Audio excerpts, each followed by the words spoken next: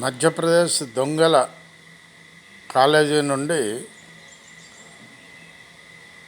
బయటకు వచ్చి దొంగతనాలు చేస్తున్నటువంటి దొంగలు వాళ్ళు ఆల్రెడీ కాలేజీలో ట్రైనింగ్ అయి ఉన్నారు. దొంగల కాలేజీలో సంవత్సరానికి 5 లక్షలు, 4 లక్షలు, 3 లక్షలు, 2 లక్షలు ఆ విధంగా ఫీజు కట్టి అక్కడ కాలేజీలో జాయిన్ అవుతారు. మధ్యప్రదేశ్లో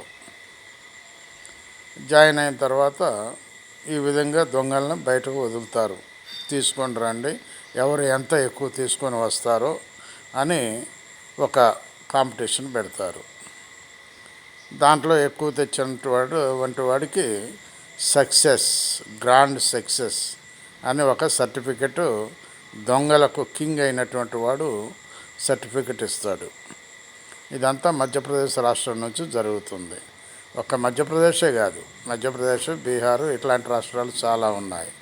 ఇంతకుముందు మనం నీట్ ఎగ్జామ్స్, నీట్ పేపర్ ఎక్కడ లీక్ అయిందనంటే గుజరాత్, బీహార్ అని చెప్పుకున్నాం. అదేవిధంగా ఆంధ్రప్రదేశ్లో బస్సులు కానీ, జీపులు కానీ, ఆర్టీసీ బస్సులు కానీ ఏమైనా పోయినాయి అంటే అవి మధ్యప్రదేశ్, బీహారు ఆ రాష్ట్రాల్లోనే దొరుకుతాయి. 10 నిమిషాల్లో ఏ మొక్కకు ఆ మొక్క విడదీసి దాన్ని కనబడకుండా చేసేస్తారు.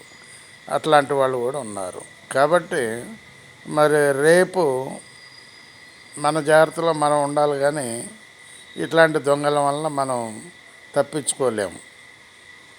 ఆలోచించండి ప్లీజ్ ఒక్కసారి.